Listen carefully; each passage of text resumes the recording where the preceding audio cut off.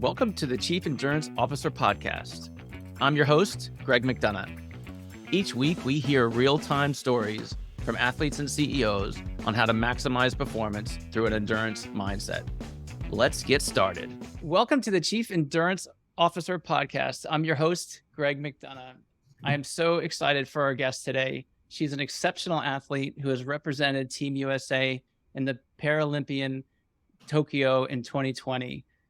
This athlete has not only overcome adversity and achieved greatness in her sport, but she has also inspired countless people around the world with her determination and resilience. Please welcome Amy Dixion. Welcome, Amy. Thanks, Greg, for having me. I really appreciate it. It's great to be here. It's awesome to have you on the show. We like to focus on endurance and endurance leadership. And my favorite question to ask my guests is, Amy, tell me about how your endurance mindset has impacted your life unexpectedly. Well, I believe that it's so cliche, the only obstacle is a bad attitude. And one of the blessings that I've learned through Paralympic sport, a lot of my teammates are amputees or wheelchair bound, and I'm visually impaired. And I really look at my disability is really not an excuse to not perform at a very high level. If anything, it's even more of a reason to perform at a high level. It gives, having a little bit of an adversity, especially in endurance sports, is what toughens you up. And I don't know anybody tougher than some of my teammates who have, lost legs or paralysis from serving our country in Afghanistan and Iraq. And so I just think about how brave they are and how challenging their lives are outside of sport. And I just focus on gratitude. When things get tough, you just realize, focus on the things you can control and realize how lucky you are that we get to do this sport for a living for some of us and for fun for others. So that's very well said. And gratitude is amazing, right? And being thankful for what we do have. Dig us a little bit deeper into that realization around gratitude. Is that something that you've had in your life, all your life, or is it something that you worked on? Talk to us about bringing that as a principle in your life. Well, my family didn't have a lot of money growing up. My mom was a single parent, and really, she hung wallpaper for a living. She was a housekeeper, and so she was used to doing manual labor her whole life. And my sister and I both rode horses. We had a little horse farm at home, and so my sister and I were in charge of taking care of the horses. My mom helped out when she could, and so I think even though we didn't have a lot, we didn't really notice it. And I think that we were so grateful for any opportunities that we were given, whether that was free riding lessons, whether that was my first job, working at the local stable in exchange for riding lessons when I was 8 years old, mucking stalls and brushing horses and cleaning water buckets in exchange for riding lessons and for riding opportunities. And so all those little micro benefits made me very grateful to see the benefits of my hard work and also realize that there's a lot of people that really care about you that want to help. And so as I got older and involved in sports, and again, when I lost my sight, I would say that prior to me losing my vision, I was a pretty selfish person. I worked in the corporate world. I worked in the wine industry as a sommelier for 20 years. And my job was about hitting numbers and targets and sales figures and spreadsheets. And in my world, everything revolved around me and making a living and making as much money as I could. And then it wasn't until I lost my sight, I realized how much I already really had. And I had a family for the most part. I had my health, and at least I was lucky to live in the East Coast of the United States. We can say a lot about the American healthcare system, but I was really lucky to be in the right place at the right time and have the right doctors. Considering I have a very rare disease, there was only 50 known patients in the United States that had my disease when I was diagnosed. So again, luck of being in the right place, right time, and feeling grateful that I had the best doctors and the best team to help me manage my disease and help me live a really full life despite vision loss. And then again, gratitude that I had something to fall back on. I was able to, no matter what happened with my eyesight, I had my nose and my palate. I was trained as a sommelier, so I'd be able to keep a roof over my head. And gratitude because when it got too difficult for me to work as a sommelier, I had the ability to go back to my athletic background and got back in the pool and started swimming. So, yeah.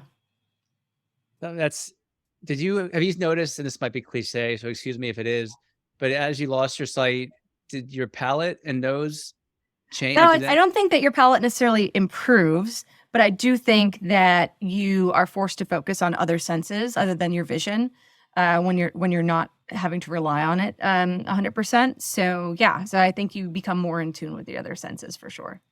Certainly. So also in your corporate life, did you have an athletic background prior to that or during? I had I was a swimmer from the age 5. I was always on the swim team, the local town team, and then I swam for my middle school and then high school. I always was on a club team.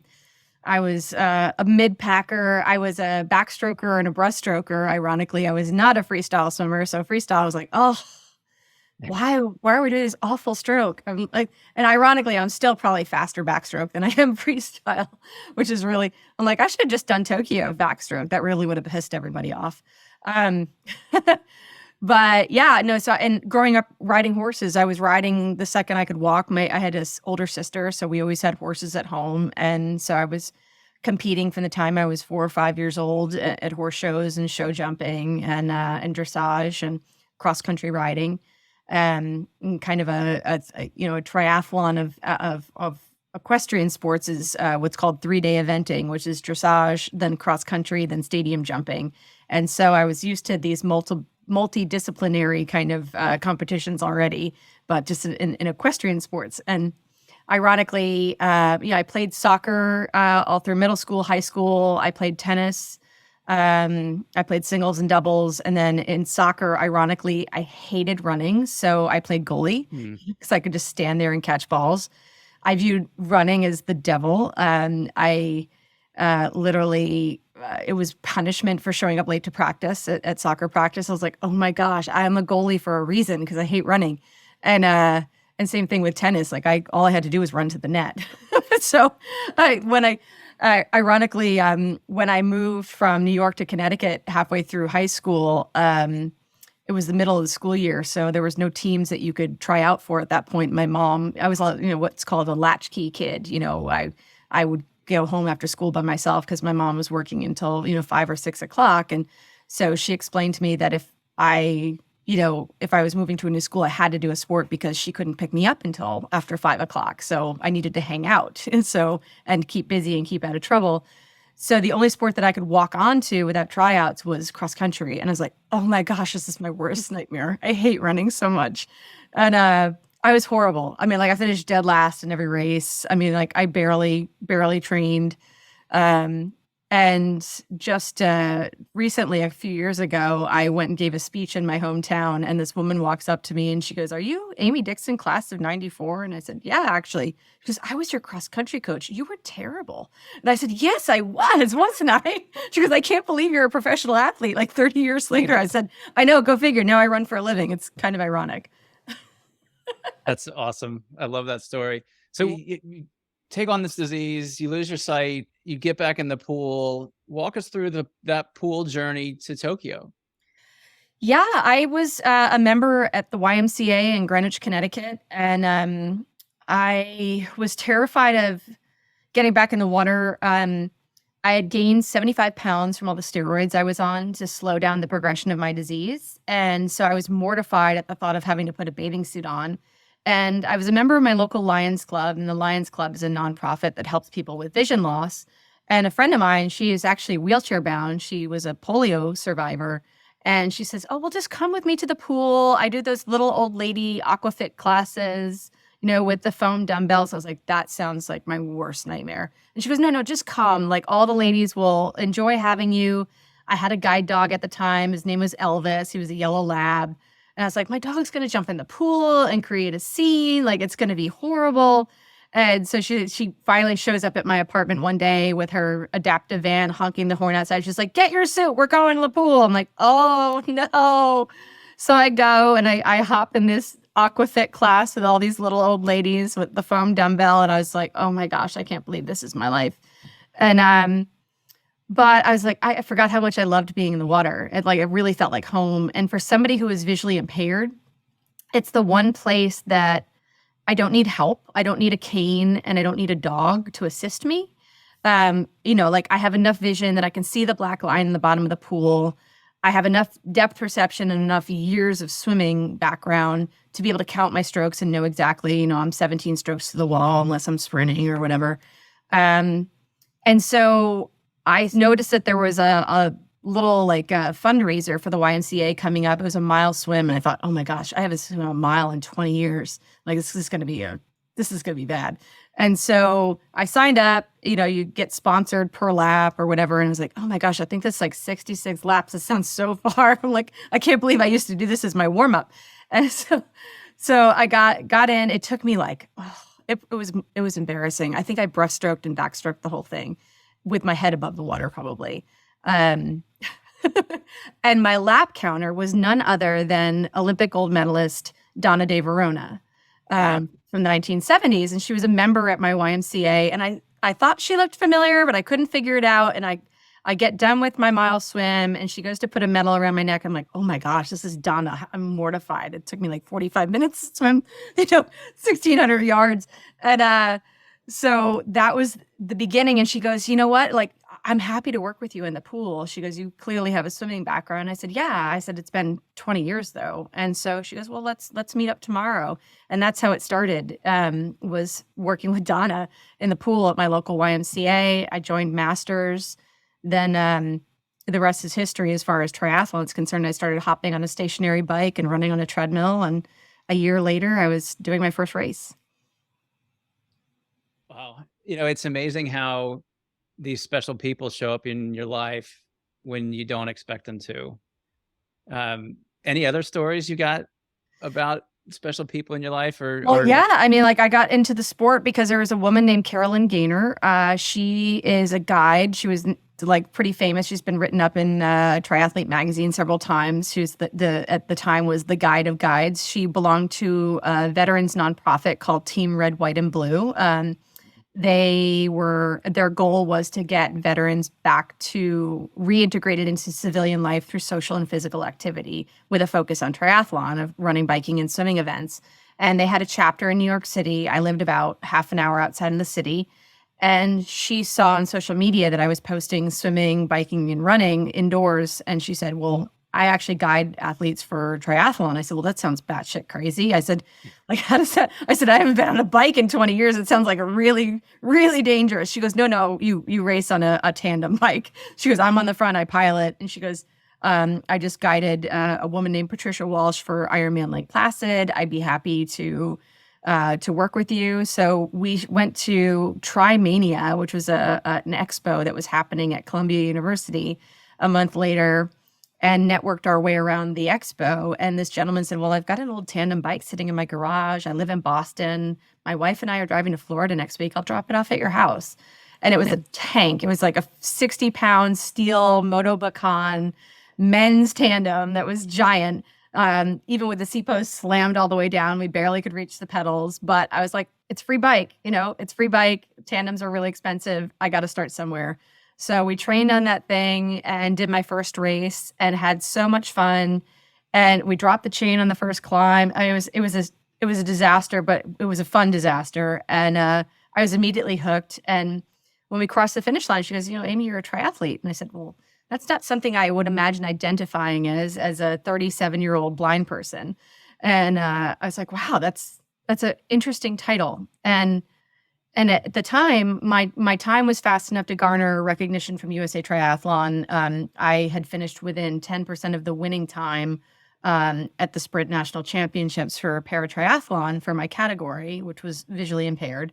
And I got invited to my first talent ID camp down in Maryland, Baltimore, Maryland, and did some testing parameters, on the bike, some sprint testing, some some pool instruction, and some running on the track. And that was the beginning of lighting a fire under my butt. And I got a coach In the beginning, I had lots of volunteers that were coaching me and just helping me along the way, people loaning equipment. It's a very expensive sport for somebody who's visually impaired. As you get involved on the national team side of things, there's no funding available until you've won at least 3 races. So, to get to the level that you're winning consistently, and none of the races take place in the United States, except for there's one in Sarasota, Florida each year. So you're traveling to Brazil, you're traveling to Europe, you're traveling to Japan, trying to earn these wins and or points to get yourself on the national team, which it took a while to do, and lots of GoFundMe's and lots of people donating money. But I got there within a couple of years and made my first national team in 2015. I'm curious, does the national team track the athlete and reach out to the athlete, or I don't have the experience of being called by the national team for anything yet, but are they pursuing you, or are you raising your hand saying, hey, look at me, I'm getting better? They're tracking results. They're tracking results. So it's you have to get invited to races. It's very hard to walk onto a start list. It's based on points. So if you're a nobody, if they only take at each of these international races 10 athletes per disability category, so 10 wheelchair females, 10 male wheelchairs, 10 amputee female, 10 male, and then 10 blind athletes, female and male. And so you have to be ranked in the top 10 in the world. So it's very hard to get your foot in the door because you've got to start somewhere. So you try to start at lower level races, which are World Cups, which are easier to get into because usually it's a top 20 athletes in the world that can get into those. And luckily I had a good result at my first international race. I finished on the podium. So that kind of got my foot in the door. And then, the rest was history. And then I started earning points towards getting on the national team. That's helpful. Thank you. Let's step back a little bit. Talk to us or educate us about the disease. So my disease is an immune condition. My sister has lupus. My mother has colitis. My aunt has rheumatoid arthritis. I have what's known as juvenile rheumatic arthritis. It was started when I was 10 years old. It triggered an immune response, a rheumatic fever, and I lost my vision temporarily for about a month. And then I had no issues, and I was put on steroids and everything was fine, and they thought it was a one-shot deal. When I was 22, I was waiting tables in order to pay for college at the University of Connecticut. And one day everything started strobing and flashing, kind of like when you look at the sun and you look away for a minute and see spots in front of your eyes. So I started seeing that pretty routinely and would rub my eyes. Eventually it would go away. And I'd suffered from migraines since I was a kid. So I thought, sometimes with migraines, people can get this aura or flashing lights around their eyes. And I thought it might have something to do with that. So I went to go see my neurologist of all people, and he held his hands out to the side like this, way out to the side. And he said, well, how many fingers am I holding up? And I said, well, your arms are missing. I said, it's like a black curtain where your shoulders should be. I said, it's just cut off. And he's like, don't kid around. And I said, no, I really can't see it. And I had a concussion from a horse a couple months prior. So he's like, well, maybe you detached your retina when you had the fall from the horse. And I was like, maybe. I'm like, I haven't really noticed this peripheral vision loss. And so I had no health insurance at the time because I was a starving college student waiting tables at night. And so I thanked him very much. I was ready to walk out the office with my samples of my migraine medication. He goes, no, we're walking downstairs to an ophthalmologist. He goes, if your retina's detached, you need surgery today. And I said, no. I'm like, I don't have any money for surgery. My vision's totally fine. See, I can see 20/20 straight ahead. I can pass an eye exam. He's like, we need to go. So he marched me down to the ophthalmologist, and they took one look in the back of my eyes. And the first thing they asked me was an odd question. They said, have you been sick recently? And I thought, well, that's a really strange question to ask. I said, we're talking about my eyesight. And they sort of mumbled to each other, and they said, well, you have this rare disease called multifocal choroiditis with panuveitis. And that means that when you had your sinus infection 6 weeks ago, it triggered an immune response. And rather than your body attacking the virus or the bacteria, it sends antibodies against your retina and attacks and causes permanent scar tissue to form all around the periphery of the retina. So it basically looks like a black lung around the edges of my eye. So if you look at a photo of the back of my eye, it's just all black dead tissue where it should be healthy and pink and lots of blood vessels. And so as the disease progresses, that scar tissue gets bigger and bigger and bigger, and it starts to encroach on the center of the vision and eventually erases your vision entirely. And the only way to slow it down is chemotherapy to suppress the immune system, and or steroids, which are immunosuppressive and also anti-inflammatory. So they put me on high doses of steroids, which worked. They put it into remission, and they just said, don't get sick. So I was like, okay, no problem.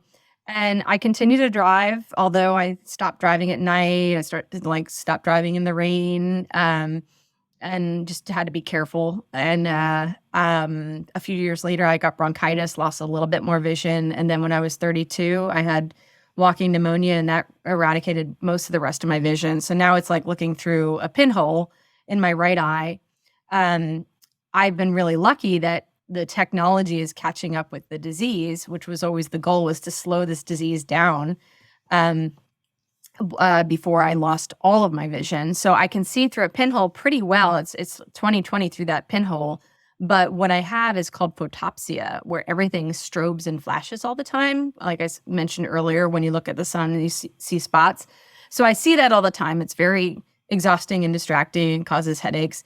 But when I run or I raise my heart rate, anything above a heart rate of 163, that flashing becomes so bright and so frequent that it wipes out all of my remaining vision. So I always say that my guide, Kirsten, who I've been racing with for the past 6 years, has job security. So because when I'm running like easy zone 2, if I'm running like a 9-10 minute mile, that's fine. If I'm just jogging or whatever, like my heart rate's low enough that, it's in the 120s, 130s, no issue. Like that photopsia doesn't really bother me as much. But at that heart rate of 163 or higher, I have no vision at all. So I'm entirely dependent upon my guides.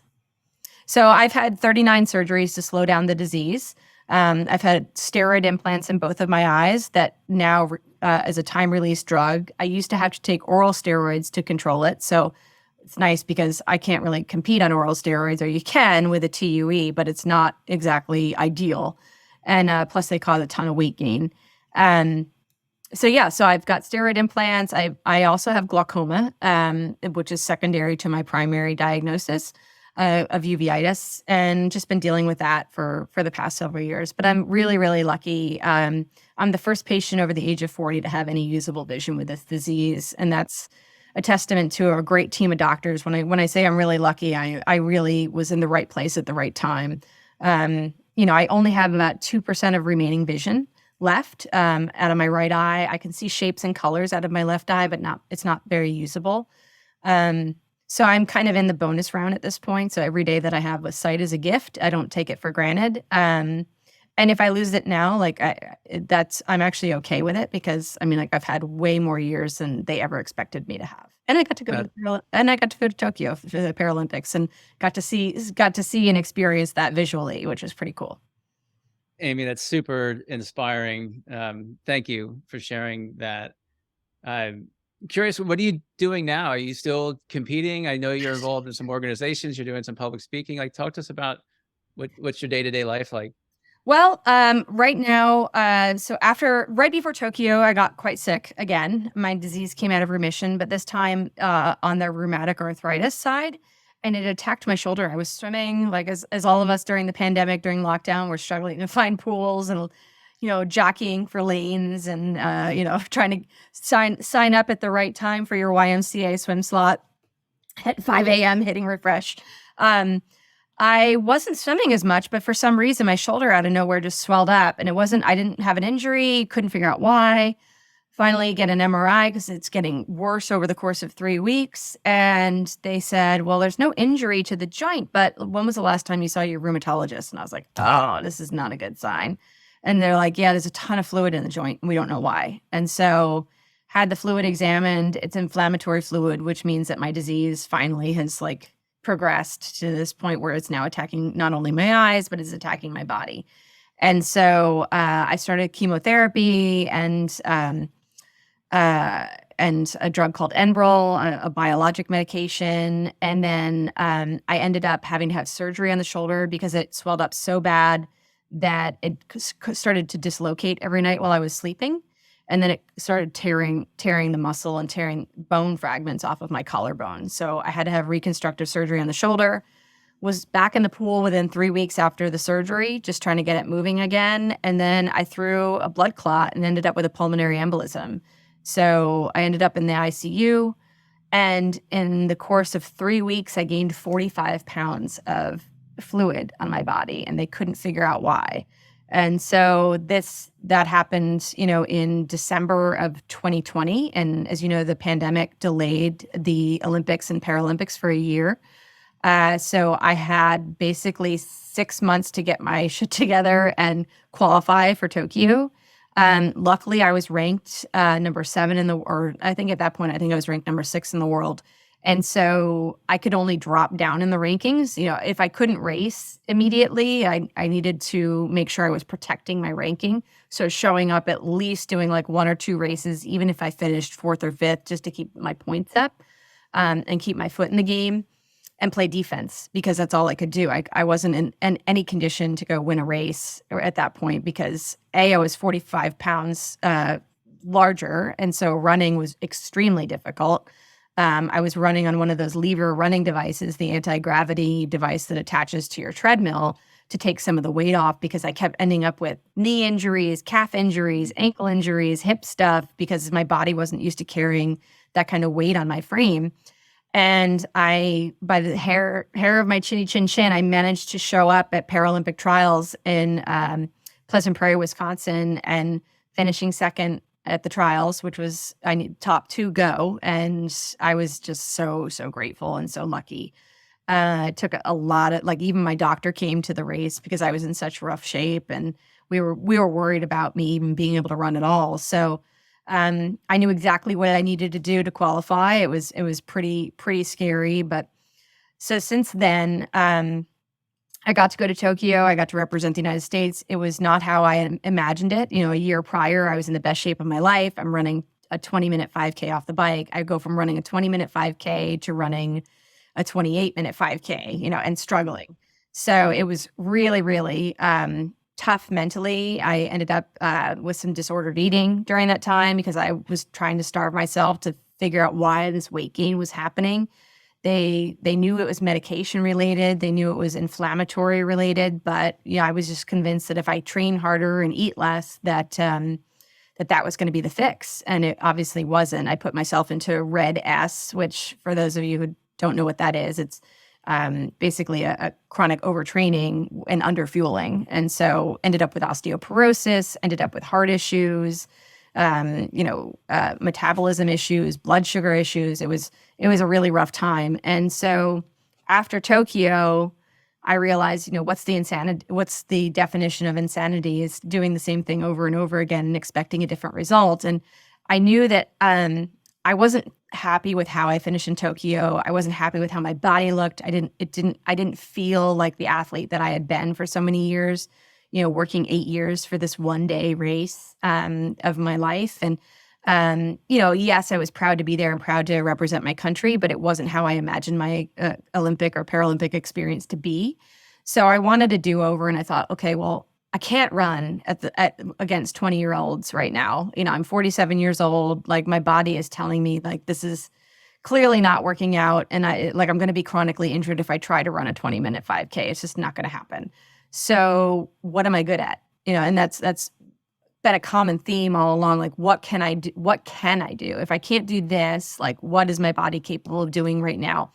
I was routinely the fastest cyclist in my sport for the women's blind category on the tandem. I had an amazing tandem pilot. I thought, well, I love to ride my bike. I live to ride my bike. I was like, well, cycling. And I knew watts per kilo, was not going to be in my favor. Definitely not climbing. I in the Italian Alps with my body composition as it was. I mean, it's it's physics. I mean, we can all talk about body positivity, but at the end of the day, you've got physics working against you. So, I was like, well, the track, there's a velodrome right here in San Diego. The fastest female cyclist in the world, Denise Mueller, she set the world record on the Bonneville Salt Flats for doing 183 miles per hour behind a drag racer. 3 years ago, and she happens to be a kick-ass tandem pilot, and she used to race on the track. I thought, well, the stars are aligning. This is my path. And so I've been track cycling since then. I just won my third national title last Thursday in the pursuit, in the 3 kilometer pursuit. So my goal is to try to make the team for Paris in track cycling, because again, my body composition, as a sprinter doesn't matter as much. It's like, it's about power. It's just raw power and speed. And sure, the first 5 pedal strokes aren't super fun, having an extra 40 pounds on your body, but once the bike gets going, it's a flat surface, so it doesn't really matter. At that point, it's just all about strength. So it's a totally different way of training than anything I'm used to for endurance sports. Now I'm a sprinter, whereas I'm spending all this time doing deadlifts and squatting like big weight and living in the gym, 4 or 5 days a week, and on the track and doing these standing starts, in this massive gear. I'm running like a 60 in the front and 13 in the back. It's these massive gears that your head explodes with how much power you have to put down. But it's super, super fun, and I get to go fast on my bike. So I've just found a different way to skin the cat. And then I'm coaching a number of visually impaired athletes. In triathlon, so I'm actually headed to a World Cup tomorrow up in Long Beach. I've got a great young girl named Taylor Talbot, who's actually a track and field sprinter who's visually impaired, who's making the move over to triathlon. So I run a camp called Camp No Sight, No Limits, and I've had about 30 blind athletes come through my camp and 30 guides. And so they're all competing internationally now. I'm super proud of everybody. So it's a high performance camp, because when I got in the sport, it was like, oh, yay, all the blind athletes are racing. Go, guys, go. There was like a very low bar and a very low expectation of what was possible. And these guys are running like, 16 and 17-minute 5Ks. Like, these guys are fast guys. And, they're putting down, 5 watts per kilo for a 20K. So, it's a serious sport, and it needs to be taken seriously. And these athletes need to be taken seriously. And I've had the benefit of experience and kind of being in the early stages of, when we were involved in visually impaired triathlon. Now it's, even the transitions, you're talking about, 1 second counts, whether where your helmet is, and muscle memory and things like that, knowing if somebody's totally blind, having their sunglasses already in their helmet opened up, like all these little details that we can work on to make these blind athletes really, really competitive against the Europeans that have a lot more funding than the US does. So that's been a lot of fun. And I have a new day job. I'm working for a company called I See Better as a director of patient advocacy. So I'm involved with the Glaucoma Foundation and the Glaucoma Research Foundation, and I do a lot of speaking at different pharma companies about my disease and how technology has enabled me to travel around the world as somebody who's battling a very difficult condition and manage my disease while competing at a very high level. So it's been a really interesting and whirlwind kind of journey. Yeah, I'd say so. It's almost hard to keep up with. It's amazing. I'm also a recovery pulmonary embolism guy. About 18 months ago, it hit me, but luckily we caught it in time. How did yours manifest, out of curiosity? Yeah, I was short of breath for a couple of days. I thought it was Omicron, and I'd walk up a flight of stairs and have to lay down, just exhausted. And I saw a friend who was also a doctor, and he's like, Greg, let's just start working off the big things. Let's go get you a scan. And they did the Doppler on the legs, and they found blood clotting all down the left extremity. And next thing you know, they did the circular CT, and it was all over the lung. It was saddled, so it was on both sides. And I just thought I was going around for the ride. Like, I was walking and joking with the people in the ambulance, and next thing you know, it's go time. And they almost cut me open to remove it. Are you like me, like on a lifetime of blood thinners? Yes. Yeah, same. Yeah, I have to go off with them the day before I race, because if I crash, it's pretty devastating. So I was laughing because the pulmonologist and the hematologist, the blood doctor, is like, oh, just don't do any dangerous or high speed sports. And I said, I ride bikes for a living at like 35 miles an hour. Is that bad? She was like, yeah, that counts. I said, oh, okay, well, I'll just be really careful. Just don't fall over. Just don't fall over. Just don't crash. And I have to ask, where does this drive come from? I mean, with the struggles through your life and what you're dealing with, like you're achieving these amazing things, and it's got to be rooted in some sort of, where's that drive come from? Um, I just realized that there's really no limit on anything you can do. I've really had the privilege of meeting so many extremely successful people that are dealing with vision loss or limb loss or paralysis, and that are federal court judges that are climbing Mount Kilimanjaro. And I feel like a slacker compared to some of these people. And I'm like, gosh, I need to get my act together. So I really, I mean, not to make light of my journey. It's like, having 39 surgeries has not been a picnic, and ending up in the ICU a couple times in the past year, certainly not what I would choose to do, or taking weekly chemotherapy at this point in my life. It's not, that made for a really tough pandemic because I had to really isolate because, I was immunocompromised. And so there was, some pretty dark times in there. I was dealing with depression, suicidal ideation, eating disorder during that time, right after Tokyo. But I think the things that have gotten me out of it is like, I look at all the things that I can do and focusing on what I can do. And again, how privileged I am to be able to do this and be in a position where I've got a beautiful bike. I have a apartment right next to the second largest YMCA in the country. I've got an amazing crew of men and women that I can go out on my bike with. Like, I'm not stuck on riding a trainer all the time, even though I actually really like riding the trainer.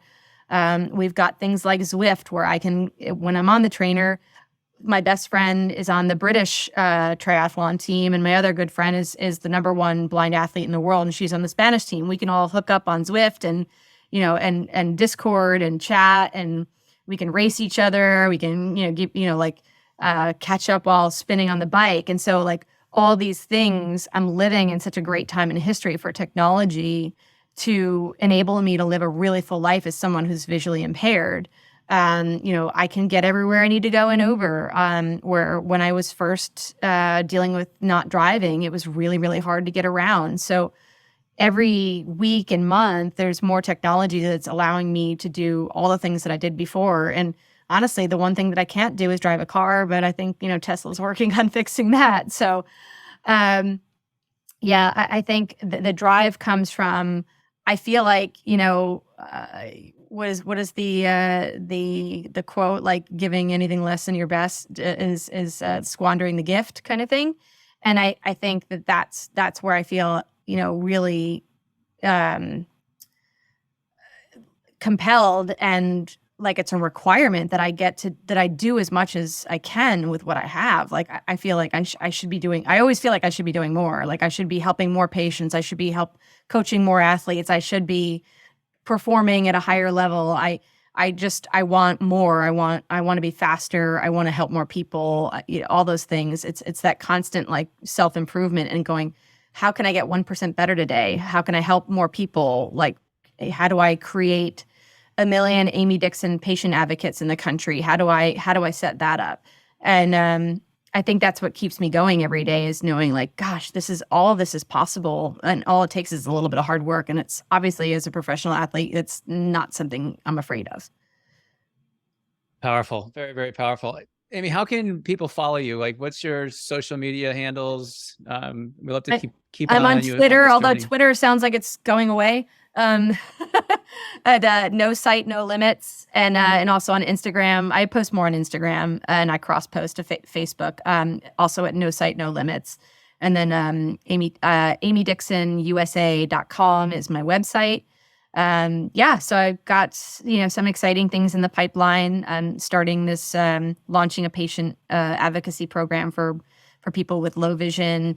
And I'll be working with a couple really amazing young blind athletes heading into Paris in triathlon, keeping my hands in there. I'm having fun. I have so much FOMO. I miss it so much, but I'm like, gosh, like I wish I had those kind of, I was lucky to have some really good mentors, but I wish I knew, in the beginning or had access to the equipment that I have now. So being able to pay that forward is such a gift, to be able to do it for the next generation. It's really fun to see these 20-year-olds, coming up and threw her out in the ocean and she just swam out to the first buoy by herself. I was like, Jesus, you're brave. Like, I don't like sharks. I'm like, what are you doing?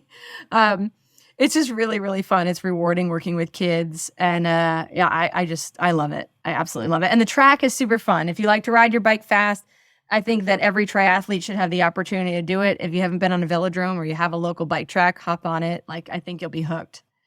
All right. I'll check that out for sure. You're absolutely leaving a legacy, right? Like, it's the work that you're doing now and the impact you're having on people's lives is going to be waves and waves and waves and generations. So thank you for that. My advice to everybody, basically, if I were to leave somebody with a thought today, is like, surround yourself with really great training partners. Like, that is like, you will never be fast or good training alone. Like, I mean, whether that's running a master swim group, a run group, a cycling group, just because of the support network, you never know, like, you're never going to get that last percent unless somebody's in the next lane over and you're pushing yourself, or same thing when you're doing intervals on the bike. Obviously, it's a very solitary sport, so you tend to get in your own head, and it's great. You never know when you're at a race and something breaks and you need to borrow a derailleur, or, borrow a helmet, or you forgot your socks. So, use your network. The triathlon community is such a great community, and it's such a wonderful endurance sport of like camaraderie, even when people are competitors. I've never seen anything like it. And so I think, make sure you surround yourself with good people and you'll be successful. That's great advice. And to our audience members, many of these links will be below in the show notes. We ask that if you got some value out of our show today, that you share it with your community, with your friends, with your family. I think what the work that Amy's doing and her story specifically has a lot of inspiration. It's got me fired up. And, I loved it, Amy, when you said, what can I do? What 1% can I do better today? And focusing on just little incremental improvements and how that improves us over the long term. So thank you, Amy. It was great connecting with you. I could talk with you for hours. Yes. But good luck in World Cup with your triathletes next week. I'll be watching. Thanks. I appreciate it. It was so great chatting. Thank you for tuning in to the Chief Endurance Officer Podcast. To hear more inspiring stories and strategies around the endurance mindset, be sure to subscribe below or visit us at chiefenduranceofficer.com. Until next time, keep pushing those limits.